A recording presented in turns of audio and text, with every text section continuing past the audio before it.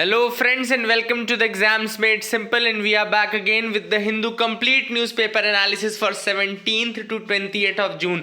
17, 18, 19, 20 का the Hindu newspaper analysis. जो भी इंपॉर्टेंट न्यूज़ थी जो हमने मिस किया या जो आपने हो सकता है किसी और सोर्स से पढ़ा हो, but I am pretty sure कि इस वीडियो को देखने के बाद जो भी आपकी अंडरस्टैंडिंग रहेगी वो 1, 2, 3, 4 गुना बढ़ जाएगी, है ना। क्योंकि टॉपिक्स को बहुत ही अच्छे से डाइसेक्ट करेंगे अपन, जैसे वो एक्सपेरिमेंट नहीं करते थे कॉलेज स्कूल्स में और जो मेडिकल में करते हैं, डाइसेक्ट करते हैं किसी चीज़ को। हम डाइसेक्ट करेंगे टॉपिक्स को पूरा point by point.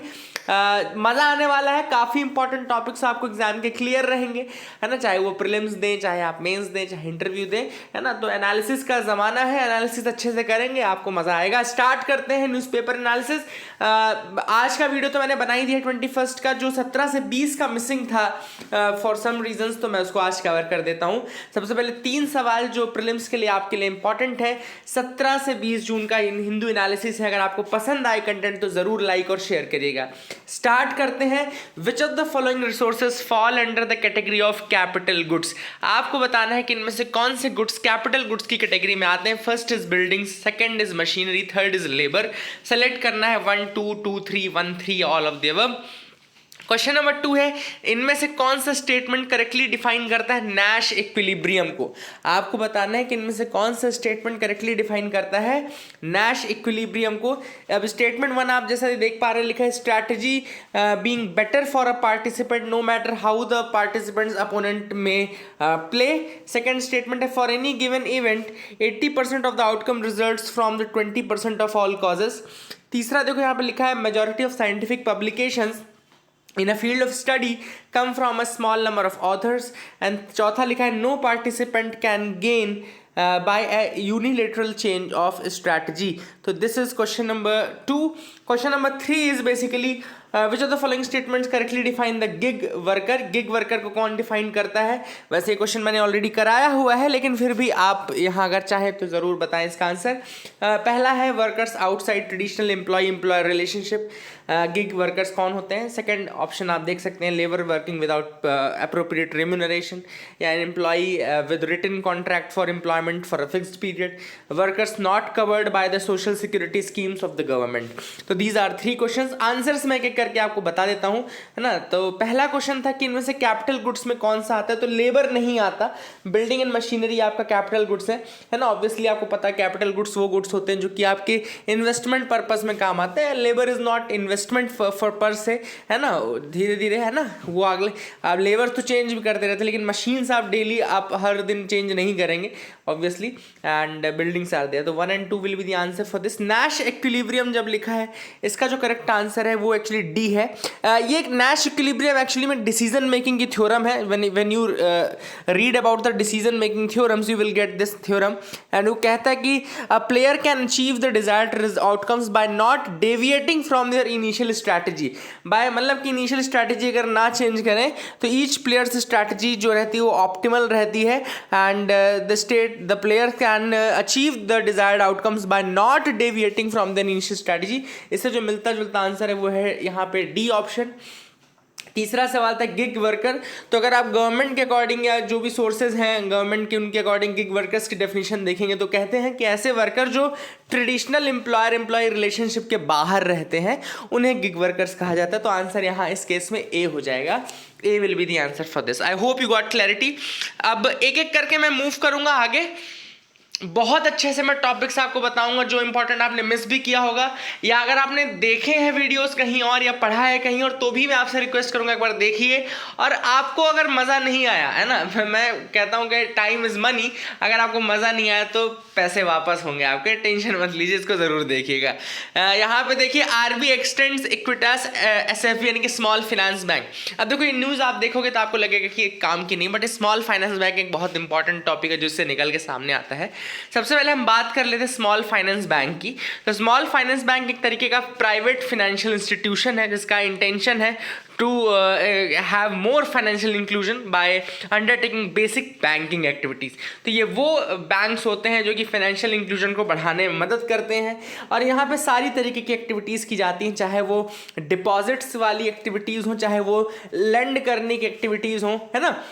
So basically they do both lending and depositing, lending to unserved और underserved sections, है ना, स्मॉल बिजनेसेस हो गए, स्मॉल मार्जिनल फार्मर्स हो गए, उनको भी लेंड करते हैं, है ना। लेकिन इनका क्या होता है कि एरिया रिस्ट्रिक्टेड नहीं रहता। जैसे रीजनल रूरल बैंक या लोकल एरिया बैंक आप देखेंगे तो उनके एरियाज को रिस्ट्रिक्ट कर दिया जाता है। तो इनका डिफरेंस, ये बहुत मेजर डिफरेंस है फ्रॉम दीज, कि इनका जो एरिया है वो रिस्ट्रिक्टेड नहीं रहता है like the regional rural banks और लोकल एरिया बैंक्स, ठीक है ना। तो that is the beauty of these small finance bank. Timeline की अगर मैं बात करूं तो आरबीआई ने गाइडलाइंस इशू किए थे 27 नवंबर 2014 को, और आरबीआई ने 10 पहले एप्लीकेंट्स थे जिनको कि स्मॉल फाइनेंस बैंक की परमिशन दी थी इन 2015। तो इन प्रिंसिपल अप्रूवल 2015 में दिया, लेकिन जो गाइडलाइंस थी वो 27 नवंबर 2014 को निकाल दी थी स्मॉल फाइनेंस बैंक्स के रिगार्डिंग। अब सबसे बड़ी बात कि रिकमेंडेशन दिया किसने था, है ना। तो आप देख रहे होंगे कि मैं एक एक स्टेप करके टॉपिक्स को डाइसेक्ट कर रहा हूं, और ये सारे वही चीजें जो आपसे पूछेंगे अल्टीमेटली, स्टेटमेंट्स के फॉर्म में, डायरेक्ट फैक्ट के फॉर्म में, या कुछ भी करके, लेकिन पूछेंगे यही चीजें वो आपसे, है ना। तो who recommended for the formation of small finance bank. तो जो कंसेप्ट है स्मॉल फाइनेंस बैंक का, it was one of the recommendations in 2009 report. 2009 में एक रिपोर्ट आई थी 100 स्मॉल स्टेप्स, याद रखिएगा, बहुत इंपॉर्टेंट फैक्ट बता रहा हूं। 100 स्मॉल स्टेप्स नाम की एक रिपोर्ट आई थी। किसकी रिपोर्ट थी? एक committee on financial sector reforms बनी थी, जिसको हेड किया था डॉक्टर रघुराम राजन ने। तो डॉक्टर रघुराम राजन जी की वो कमेटी थी फाइनेंशियल सेक्टर रिफॉर्म्स, जिसको उन्होंने हेड किया था। उसकी रिपोर्ट थी 100 स्मॉल स्टेप्स, और उस रिपोर्ट के अंतर्गत ये रिकमेंडेशन दिया गया था। मिनिमम कैपिटल का रिक्वायरमेंट कितना है? तो अगर स्मॉल फाइनेंस बैंक की अगर हम बात करें कि मिनिमम कितना रिक्वायरमेंट है, तो इसका रहता है basically minimum paid up equity capital जो रहता है वो रहता है स्मॉल फाइनेंस बैंक का 100 करोड़ रुपए, रुपीज 100 करोड़ रहता है। And who can open the small finance bank? अगर आप मुझसे पूछे कि कौन एलिजिबल है ओपन करने के लिए, तो रेसिडेंट इंडिविजुअल्स या ऐसे प्रोफेशनल्स जिनका 10 साल हो कम से कम एक्सपीरियंस इन बैंकिंग। कितना एक्सपीरियंस हो? कम से कम 10 साल का एक्सपीरियंस हो in banking, and controlled by residents, ऐसे या फिर कोई ऐसी सोसाइटी हो जिसको कि ओन या कंट्रोल करते हो ऐसे रेसिडेंट जिनका 10 साल एक्सपीरियंस हो बैंकिंग में और फिनेंस में, तो वो स्मॉल फाइनेंस बैंक ओपन कर सकते हैं।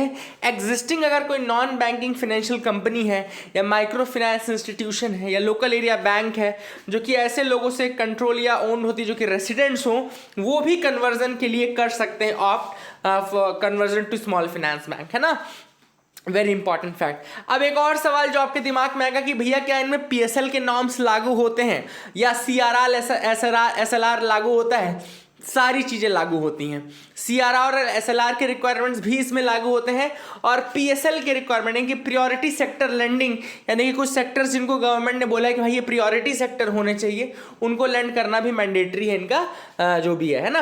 और at least 50% of its loan portfolio should constitute loans and advances of up to ₹25 lakh. इसमें 50% तक का लोन पोर्टफोलियो ऐसा होना चाहिए जिसमें कि 50% तक के लोन ऐसे होने चाहिए जिनमें कि लोन एडवांस जो है वो 25 लाख रुपए तक का रहे। तो that is the first topic which we discussed. दूसरा टॉपिक बहुत ही ज्यादा इंपॉर्टेंट, स्टार नहीं इसमें 5 स्टार इसको दे दो, ये आपका प्रीलिम्स में, मेंस में, इंटरव्यू में, सब में आएगा। इंपॉर्टेंट क्वेश्चन है। 12th मिनिस्टीरियल कॉन्फ्रेंस WTO की कॉन्फ्रेंस है, इसका क्या आउटकम आया? आउटकम जरूर पूछता है क्योंकि इसमें इंडिया के बहुत सारे मुद्दे फंसे हुए हैं। तो I hope you will try to understand. जिसने भी आपको समझाया हो, I am not doubting anyone कि कौन अच्छा पढ़ाता है कौन नहीं, बट मैं इसको आपको द बेस्ट समझाने की कोशिश कर रहा हूँ। एंड आपको अगर कुछ में डाउट रह जाए तो आप जरूर पूछेगा, कुछ मैंने गलत बोला है तो आप उसको बताइएगा, है ना। But I will try my best to explain each and every point, एक एक करके हम सारे पॉइंट्स को डाइसेक्ट करेंगे। सबसे पहले बात कर लेते हैं WTO की और मिनिस्टीरियल कॉन्फ्रेंस की। तो WTO आपको पता है कि इंटरनेशनल ऑर्गेनाइजेशन है जो कि ट्रेड के रूल्स के साथ डील करती है अलग अलग कंट्रीज के बीच में, है ना, और बैरियर्स को हटाने की कोशिश करती है ताकि फ्री एंड ओपन ट्रेड हो सके, ट्रांसपेरेंट ट्रेड हो सके, है ना। ऑल्दो ये सारा मिसनोमर है क्योंकि ये अभी भी बड़ी बड़ी कंट्रीज ही चला रही हैं ऐसी बॉडीज को, लेकिन anyhow these are what the wordings of these the charter of these big bodies. ये बना था 1995 में। WTO में 164 मेंबर है, 164 मेंबर कंट्रीज हैं, और ऑब्वियस सी बात है सारे डिसीजन कंसेंसस के माध्यम से लिया जाता है। Any member can exercise a veto, हर एक कोई भी मेंबर चाहे तो वीटो कर सकता है, क्योंकि सारे डिसीजन कंसेंसस के थ्रू लिए जाते हैं। इसकी जो टॉप डिसीजन मेकिंग बॉडी है उसका नाम है मिनिस्टीरियल कॉन्फ्रेंस, जो कि हर 2 साल में एक बार मिलती है। It meets once every 2 year, हर 2 साल में एक बार मिलती है ना। All members of the WTO are involved in the ministerial conference and they can take decisions on matters covered under the multilateral trade agreements। तो सारे कंट्रीज मिलते हैं और वो डिसीजन मेकिंग करते हैं। अभी रिसेंटली जेनेवा में 12 से 17 जून के बीच में मिनिस्ट्रियल कॉन्फ्रेंस हुई।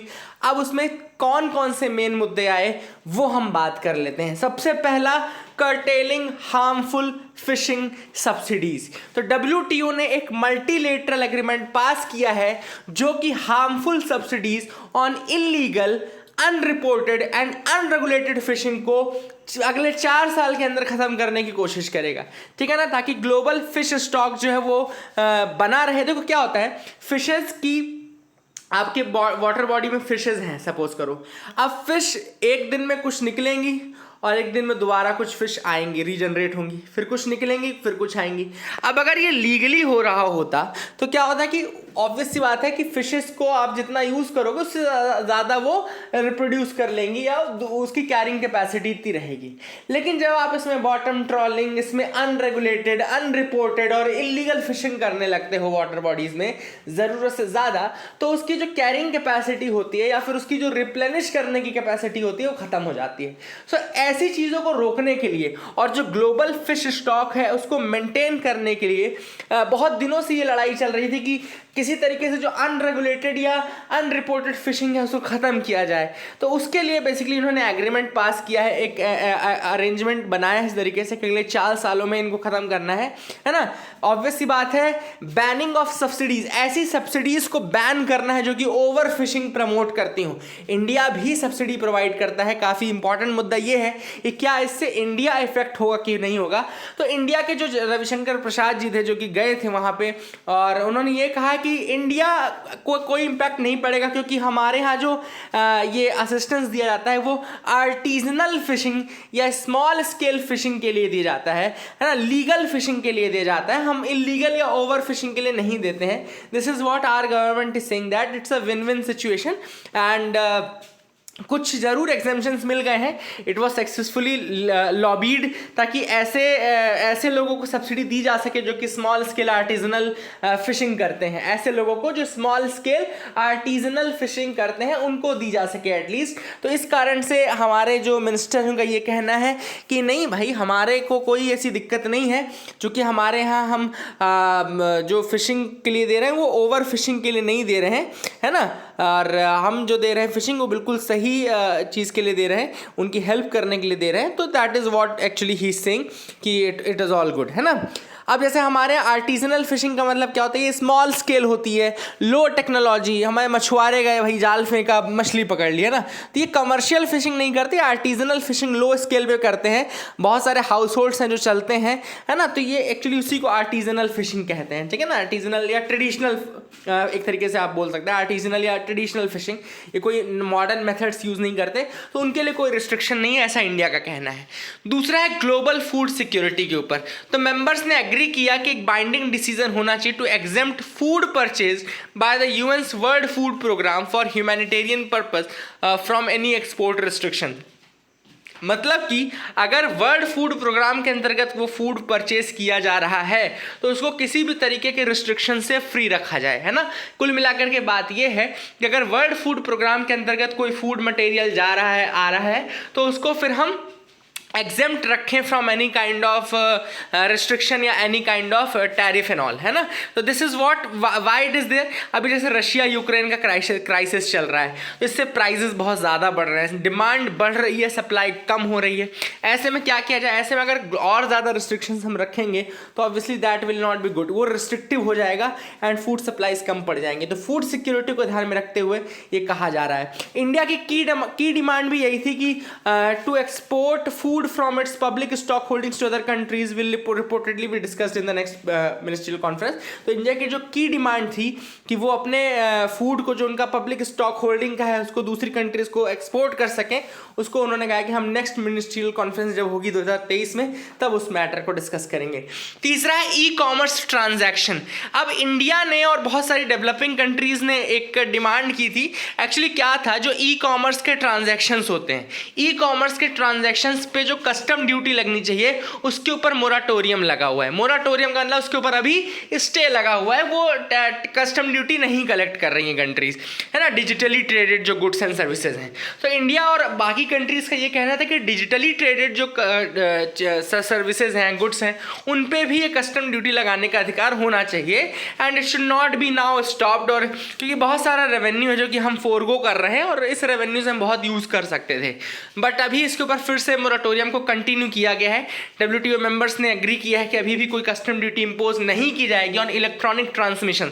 1998 में ये शुरू हुआ था। ये सारी बातें याद रखेगा।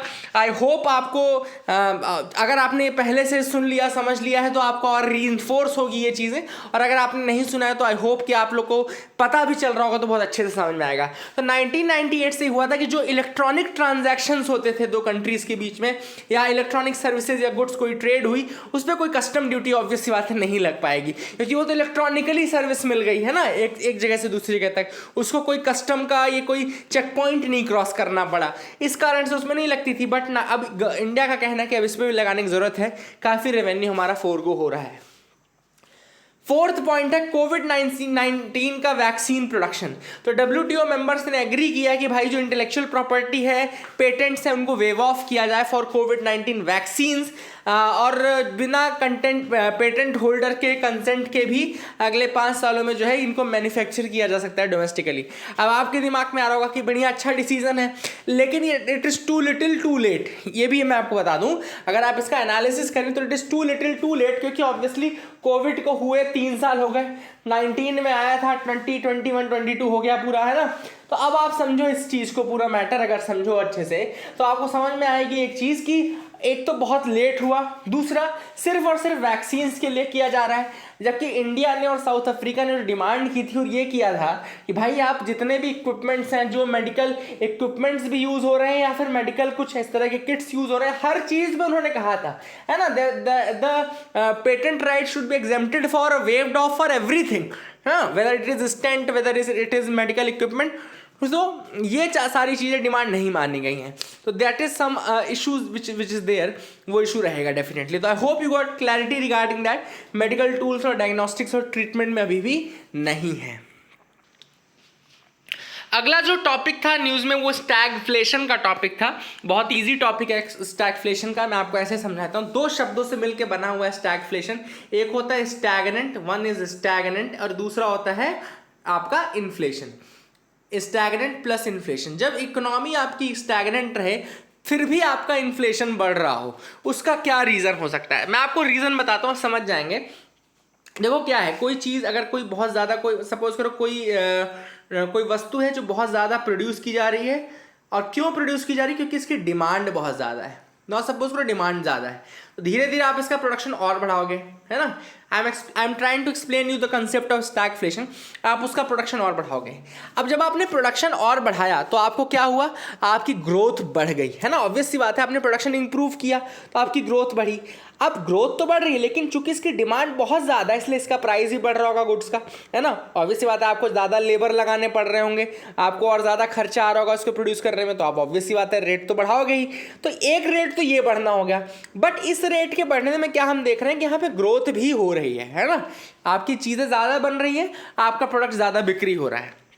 अब सपोज करो आपके यहाँ एक ऐसी कंडीशन आ गई कि आपका रॉ मटेरियल ही कम हो गया। Now if you have scarcity of the raw material, यानी सप्लाई साइड का एक कंस्ट्रेंट आ गया, अभी डिमांड साइड का कंस्ट्रेंट था, अब सपोज करो सप्लाई साइड का कोई कंस्ट्रेंट आ गया कि आपके यहाँ जो रॉ मटेरियल यूज होता था, सपोज करो बिस्किट है, बिस्किट बनाने का जो रॉ मटेरियल है यानी कि फ्लोर है या कुछ ऐसी चीजें, ये कम हो गई सपोज करो। अब जैसे डिमांड एंड सप्लाई का लॉ क्या कहता है, अगर डिमांड नहीं भी बढ़ी तो भी ये सप्लाई तो कम हो गई, सप्लाई कम हो गई तो प्राइसेस बढ़ गए, लेकिन क्या प्रोडक्शन बढ़ा, does the production has the production increase और is the growth higher? No, both are the things, answer is no for both of this. मतलब कि ना तो आपका प्रोडक्शन बढ़ा, ना आपका ग्रोथ बढ़ा, लेकिन आपके प्राइजेस इंक्रीज हो गए। तो जब इस तरीके का प्राइस इंक्रीज होता है, जब आपकी इकोनॉमी स्टैगनेंट हो और आपके यहाँ प्राइजेस बढ़ रहे हैं, उसको हम बोलते हैं स्टैगफ्लेशन। तो ये आपको समझ में आ गया। ज्यादातर ये चीज कब होगी? जब आपका सप्लाई साइड का कंस्ट्रेंट आएगा, यानी कि जैसे अभी रशिया यूक्रेन के वॉर के कारण हो रहा है। ऑब्वियसली आपके पास चीजें नहीं है, सेमीकंडक्टर चिप्स नहीं है आपके पास, इस समय वीट नहीं है आपके पास, एडिबल ऑयल नहीं है आपके पास, बहुत सारी चीजें जो कि नहीं है, और ऐसे में आपका जो इन्फ्लेशन होगा वो स्टैगनेंट कंडीशन में रहेगा और इसी को स्टैगफ्लेशन बोलते हैं। अगला जो टॉपिक था वो है move to link credit card with UPI. Reserve Bank of India ने प्रपोज किया है कि आप क्रेडिट कार्ड को लिंक कर दे with the unified payment interface, UPI platforms के थ्रू आप इसको लिंक कर दें। And the move is part of central bank effort to enhance the scope of UPI. UPI के स्कोप को बढ़ाने का ऑब्वियसली ये है ताकि अभी जैसे आपने देखा होगा कि आपका जो डेबिट कार्ड है, यानी कि आपका जो डेबिट अकाउंट है कुल मिलाकर के बैंकिंग अकाउंट जिसमें बैलेंस आपका रहता है, वही जुड़ा रहता है आपके यूपीआई प्लेटफॉर्म के साथ। लेकिन इस मूव के बाद आपका सेंट्रल बैंक के आपका अगर कोई क्रेडिट कार्ड है तो उसको भी आप यूपीआई के साथ कनेक्ट करके उससे पेमेंट कर सकते हैं। तो इससे ये कहा जा रहा है कि एक तो क्रेडिट कार्ड्स का भी यूज बढ़ेगा, दूसरा यूपीआई का स्कोप और बढ़ जाएगा। इसको सजेस्ट किया था आरबीआई गवर्नर शक्तिकांता दास ने। ही stated that RuPay credit card issued by RBI promoted NPCI, यानी कि रुपे कार्ड जो है वो किसने निकाले हैं? एनपीसीआई ने, National Payment Corporation of India ने। They will be enabled first and will become available for other system development. पहले रुपे क्रेडिट कार्ड्स के लिए ये सिस्टम अवेलेबल रहेगा, उसके बाद किसी और प्रोवाइडर के लिए रहेगा। तो ये भी याद रखिएगा कि रुपे क्रेडिट कार्ड किसने बनाए हैं? एनपीसीआई ने बनाए हैं, याद रखिएगा। यूपीआई को भी एनपीसीआई ही मैनेज कर रहा है। 2016 में पहली बार इंट्रोड्यूस किया गया था यूपीआई, याद रखिएगा। क्रेडिट कार्ड्स का यूज ज़्यादा इसलिए नहीं हो पाता क्योंकि अभी उसमें मर्चेंट डिस्काउंट रेट एमडीआर लगता था पहले। एमडीआर क्या होता है? एमडीआर बेसिकली एक फीस होती है जो कि मर्चेंट के ऊपर चार्ज की जाती है बाय देयर इशूइंग बैंक, है ना। इशूइंग बैंक यानी कि जो मर्चेंट है, कोई शॉपकीपर है, उसके यहाँ किसी ने पीओएस मशीन लगाई, यानी पॉइंट ऑफ सेल मशीन लगाई, जिसपे आप कार्ड डाल के पेमेंट नहीं करते हो। तो जब आप उसमें तीन चीज़ें आ गई। एक तो आपका बैंक जिसका आप कार्ड यूज़ कर रहे हो, एक तो उस कंपनी का, उस बैंक का रेट जिसने वो पीओएस लगाया है, और तीसरा आपका पेमेंट गेटवे, यानी कि चाहे वीज़ा हो या मास्टर कार्ड हो या अमेरिकन एक्सप्रेस हो, कुछ भी होगा। तो बेसिकली ये तीन पार्टीज इन्वॉल्व रहती हैं। तो एमडीआर जो होता है ये इन्हीं को कंपनसेट करने के लिए होता है। Basically they compensate the bank which is issuing the card, the bank which installs the POS and the network provider. यानी कि इन तीनों को कंपनसेट करने के लिए, चाहे वो आपका कार्ड हो, चाहे वो सामने वाले का पीओएस हो, चाहे वो आपके कार्ड का प्रोवाइडर हो, मास्टर या वीज़ा, तो इनको कंपनसेट करने के लिए जो एमडीआर चार्जेस हैं वो लगाए जाते हैं। Basically I hope you got clarity regarding that as well. अब देखो इसके फायदे क्या होंगे। ऑब्वियसली जब इसका यूज़ यूपीआई से आप कनेक्ट कर दोगे तो आपके क्रेडिट कार्ड का यूज़ बढ़ जाएगा। तो गवर्नमेंट का ये भी अच्छा है कि भैया क्रेडिट कार्ड के जो पेमेंट्स है वो बूस्ट होंगे, तो बैंकिंग सेक्टर थोड़ा बूस्ट होगा। इसके अलावा जो यूज़र्स हैं उनको ज़्यादा ऑप्शंस मिल रहे हैं पे करने के लिए। अगर आपके खाते में नहीं बची हो अठन्नी चवन्नी, फिर भी आप यूज़ कर लेंगे अपना क्रेडिट कार्ड, और उससे जो भी आपको खाना पीना है या जो खर्चा करना है आप कर सकते हैं। Basically all these things are the benefits of that. अगला जो टॉपिक है वो है क्रिप्टो करेंसीज क्रैश क्यों कर रही हैं। भाई सबका सवाल है क्रिप्टो करेंसीज क्यों क्रैश कर रही हैं। तो देखो क्रिप्टो करेंसीज हमेशा से स्पेक्युलेटिव करेंसी मानी जाती है। स्पेक्युलेटिव मतलब कि स्पेक्युलेशन पे चलती हैं। स्पेक्युलेटिव करेंसी का मतलब क्या होता है? ये स्पेक्युलेशन पे चलती हैं।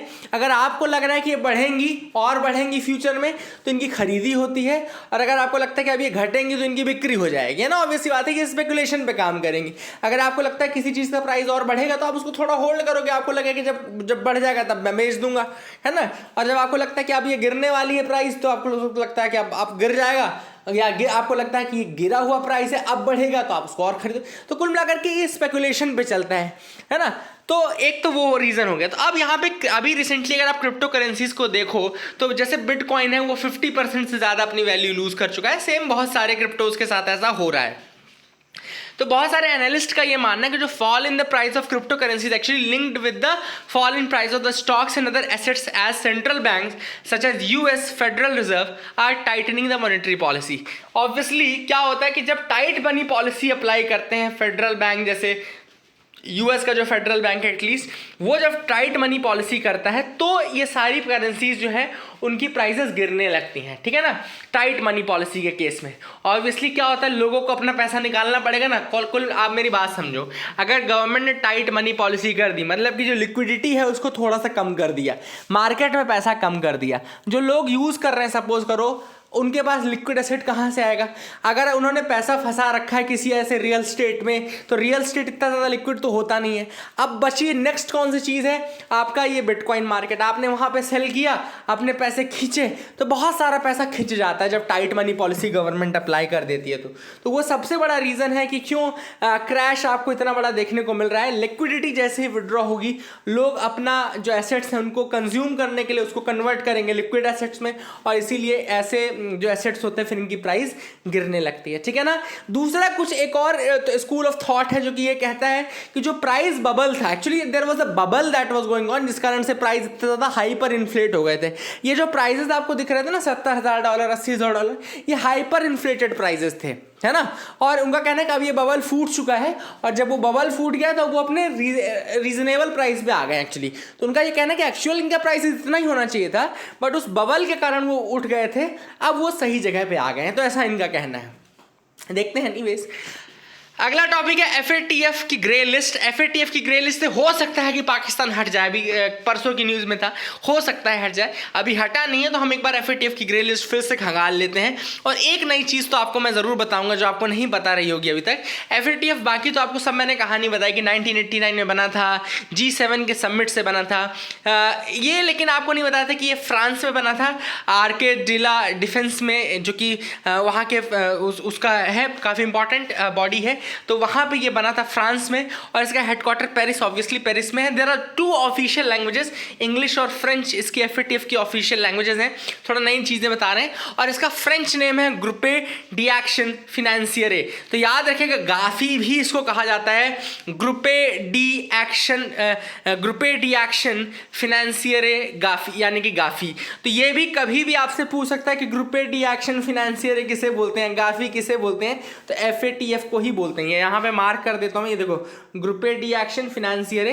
और ये जो नोट्स आप देख रहे हैं ना, ये नोट्स हमारी वेबसाइट temsias.com पे मैंने डाल दी है, TEMSIAS.com, temsias.com में मैंने डाल दी है। आप इस वेबसाइट को विजिट करके ये नोट्स पढ़ सकते हैं। मैं कोशिश करूंगा कि डेली ये नोट्स डाल दिया करूं। यहाँ पे एक ऑप्शन आपको मेन्यू में मिल जाएगा, करंट अफेयर्स फॉर यूपीएससी 2023, तो वहाँ पर उस सेक्शन में जाकर के आप ये सारे नोट्स देख सकते हैं, ठीक है ना। तो this is how it will work.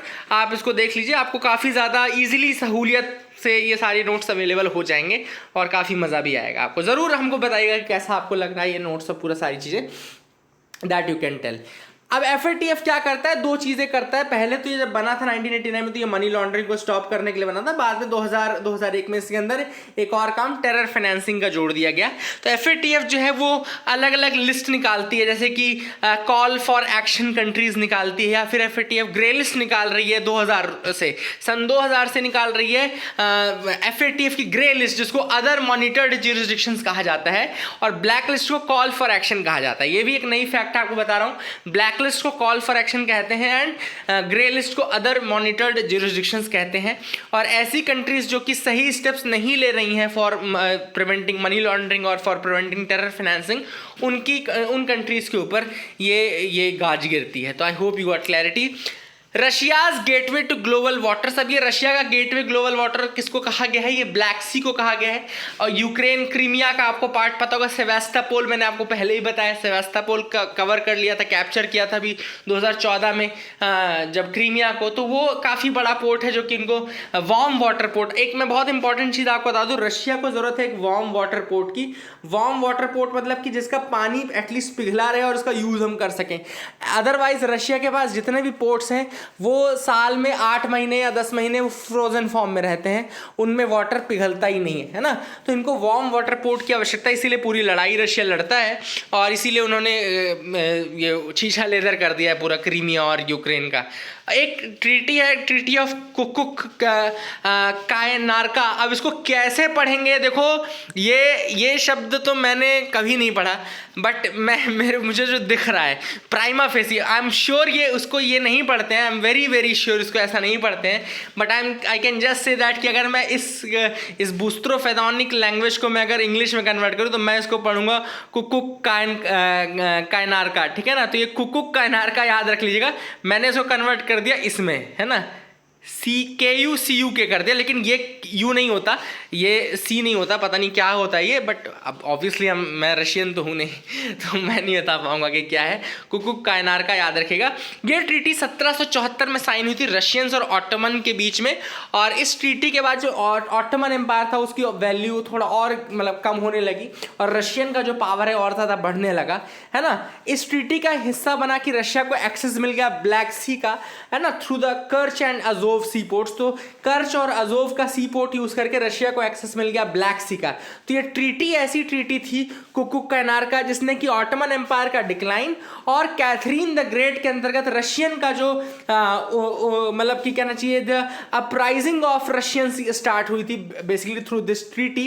तो ये आपको याद रखना है। और इस ट्रीटी के साथ ही Russians also got the official status of being the protector of the Orthodox Christians of the Ottoman Empire. तो ऑटोमन एम्पायर के जो ऑर्थोडॉक्स क्रिश्चियंस थे उनके प्रोटेक्टर भी रशियंस इसी ट्रीटी के साथ बने थे। ये आपको थोड़ा सा कुछ फैक्ट जो उस आर्टिकल में था मैं आपको बता रहा हूँ, और यही मैं आपको बताऊंगा कि जो ब्लैक सी है और जो क्रीमिया है उसको रशिया छोड़ नहीं सकता। Black Sea is very much significant for Russia. Warm water policy ज़रूर आप याद रखिएगा, एंड ये सारी चीज़ें अगर आप याद रखें तो obviously that will do it. और यहाँ पे मैं आपको ये दिखा रहा था क्रीमिया का जो पार्ट है, अगर आप देखें तो ये है आपका सेवास्तोपोल का पार्ट, और सेवास्तोपोल ही वो पोर्ट है जिसके लिए पूरी की पूरी लड़ाई क्रीमिया के अगेंस्ट लड़ी थी, क्योंकि ये सेवास्तोपोल का पोर्ट है जो कि यूज कर सकता है Russia for the transport of its goods, for the export and import of goods, and इसी का यूज वो करता है। तो that is how it is very important, and geo economic region है, स्ट्रैटेजिक रीजन है, जो भी आप माने that is very important for that. इनका नेवल प्रेजेंस भी है ऐसी जगह पे, इसलिए नेवल प्रेजेंस भी रखना जरूरी है ना। तो that is what is it is important. And Soviet period में रशिया ब्लैक सी को डोमिनेट करता था, और उस समय ब्लैक सी को सोवियत लेक कहा जाता था। मतलब इतना ज़्यादा डोमिनेट करता था ब्लैक सी को कि ब्लैक सी को सोवियत लेक कहा जाता था, and this was the importance of that, है ना। और ब्लैक सी को बॉर्डरिंग कंट्रीज में यूक्रेन आता है, जॉर्जिया आता है, बुल्गारिया, रोमानिया, है ना, ये सब सोवियत लेड ईस्टर्न ब्लॉक के ही हिस्सा था। अगर आपको याद हो तो ये उसी के हिस्से थे, और that is what which is there, इसको याद रखेगा, है ना। और दिस इज़ द थिंग। अच्छा, 1936 में एक मॉन्ट्रैक्स कन्वेंशन होता है जो कि रशिया को और दूसरे ब्लैक सी कंट्रीज को एक्सेस देता है फॉर द स्ट्रेट्स। जो स्ट्रेट्स हैं आपके डार्डेनल्स और बॉस्फोरस, उनके में कमर्शियल और मिलिट्री पर्पस के लिए एंट्री मिलती है 1936 के मॉन्ट्रैक्स कन्वेंशन के थ्रू। याद रखिएगा, दो majorly it is monitored by your Turkey, लेकिन फिर भी यहाँ पे एक्सेस मिलती है इनको। अनएम्प्लॉयमेंट के नंबर्स रिलीज किए गए थे अभी रिसेंटली नेशनल स्टैटिस्टिकल ऑफिस के द्वारा। तो क्या ये नंबर्स जो है या जो भी ये डेटा मिला है क्या ये रिलायबल है? तो नेशनल स्टैटिस्टिकल ऑफिस NSO ये नंबर निकालता है। ये आता है ministry of statistics and programme implementation के अंतर्गत, और इन्होंने रिपोर्ट निकाली थी पीरियोडिक लेबर फोर्स सर्वे को बोलते हैं। क्या बोलते हैं? पीरियोडिक लेबर फोर्स सर्वे बोलते हैं। ये जुलाई 2020 से जून 2021 के बीच में, जिसमें यह कहा गया है इस रिपोर्ट में कि अनएम्प्लॉयमेंट का रेट डिक्रीज हुआ है। The rate of unemployment saw a decrease from 4.8 to 4.2%, and मतलब कि जो अनएम्प्लॉयमेंट का रेट है वो कम हो गया है। रूरल एरियाज में the rate is 3.3, urban areas में अनएम्प्लॉयमेंट का रेट 6.7 है। अब डेटा में क्या क्या है, डेटा में ऑब्वियसली आपका labour force participation, worker population ratio, unemployment rate, सबका डेटा दिया गया है। बट एक्सपर्ट्स का मानना है कि इस डेटा में प्रॉब्लम है। प्रॉब्लम क्या है? प्रॉब्लम है मेथडोलॉजी का। उन्होंने कहा जो मेथडोलॉजी अडॉप्ट की गई है वो सही नहीं है पीरियोडिक लेबर फोर्स पार्टिसिपेशन सर्वे के लिए। दूसरा, रिपोर्ट में बताया गया कि माइग्रेशन हुआ नहीं, बट अगर ये पूरा पीरियड हम देखें तो ये पूरा पीरियड माइग्रेशन का ही पीरियड था, माइग्रेशन बहुत ज़्यादा मात्रा में हुआ, तो ऐसा कैसे हो सकता है कि माइग्रेशन का रेट चेंज नहीं हुआ। तीसरा, उन्होंने कहा है कि भाई ये ऐसा कैसे हो गया कि आपकी ग्रोथ कम हुई बट आपका अनएम्प्लॉयमेंट रेट डिक्रीज हो गया है, that is also a contradiction in its own part. और ऑथर उनका कहना है कि भाई जब रिपोर्ट इतनी इंपॉर्टेंट है, क्योंकि आपको एविडेंस बेस्ड अगर पॉलिसीज बनानी है तो आपको रिपोर्ट्स अच्छी लानी पड़ेगी। ऐसे में इस तरीके की रिपोर्ट का आना सही नहीं है और सही डेटास के साथ आपको बाहर आना चाहिए। Last but not the least हम डिस्कस करेंगे अग्निपथ स्कीम को।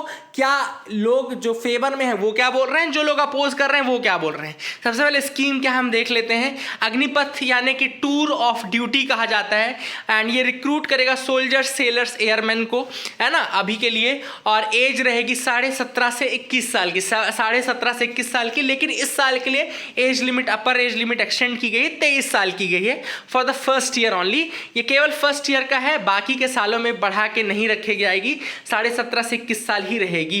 The period is for 4 years, है ना, इसमें counting the training time included रहेगा।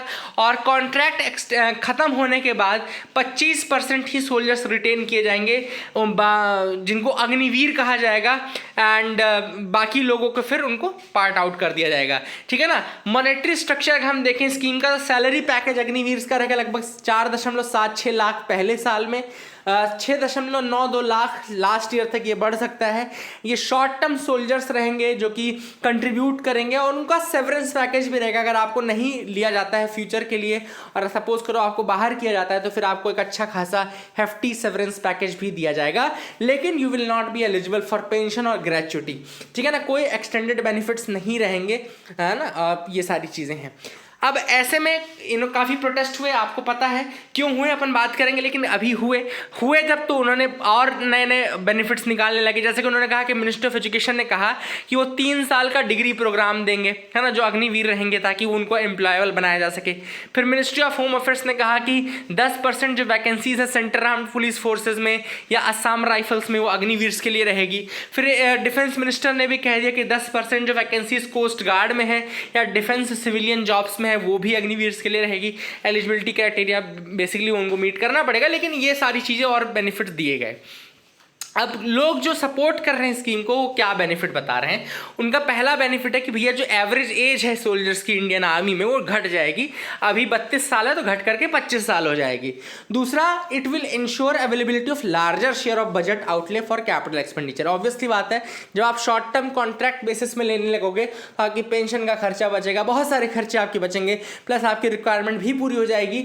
और ऐसे में जो बाकी का बचा हुआ पैसा है उसको आप कैपिटल एक्सपेंडिचर में लगा सकते हो, मिलिट्री इक्विपमेंट खरीदने में, अलग अलग चीज़ों में।